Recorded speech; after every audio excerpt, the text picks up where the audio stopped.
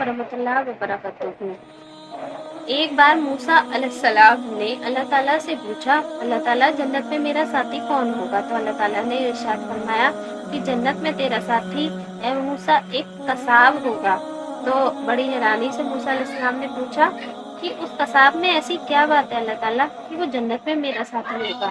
اس میں ایسی کون سی اچھی بات ہے، کون سی نیکی کی بات ہے؟ تو اللہ تعالیٰ نے ارشاد فرمایا تم جاؤ اس قصاب کو دیکھ کر آؤ۔ تو وہ اس قصاب کو ڈھونڈنے نکل پڑے۔ جب وہ اس قصاب کے پاس پہنچے تو وہ گوشت کاٹ کر بیچ رہا تھا، اپنے گھر کے جانے کی تیاری کر رہا تھا۔ تو وہ وہاں جا کر کھڑے ہو گئے۔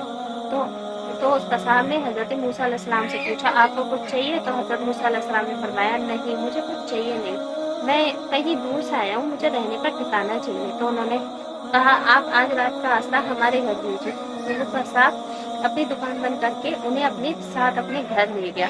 تو حضرت موسیٰ علیہ السلام نے اس کے گھر جا کر دیکھا کہ وہ قصاب اپنا سب سامان رکھ کر اپنا ہاتھ دھو کر اپنی ماں کی فرما برداری اور اس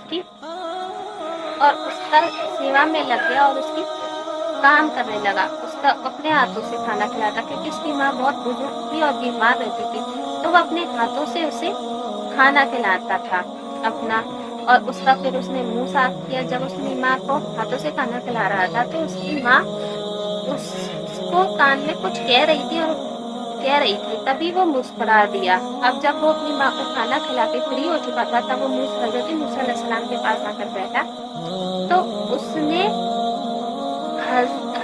حضرت موسیٰ علیہ السلام سے پوچھا آپ کو کچھ چاہیے؟ تو حضرت موسیٰ علیہ السلام نے کہا نہیں مجھ کو کچھ نہیں چاہیے، بس مجھ کو یہ بتا تمہاری ماں تمہاری کان میں کیا کہہ رہی تھی؟ تو وہ قصاب کہنے لگا میری ماں مجھ سے کہہ رہی تھی کہ جنت میں تیرا ساتھی حضرت موسیٰ علیہ السلام ہوں گے۔ وہ ہنسنے لگا، کہاں کلیم اللہ موسیٰ علیہ السلام، کہاں میں ادنا سا قصاب؟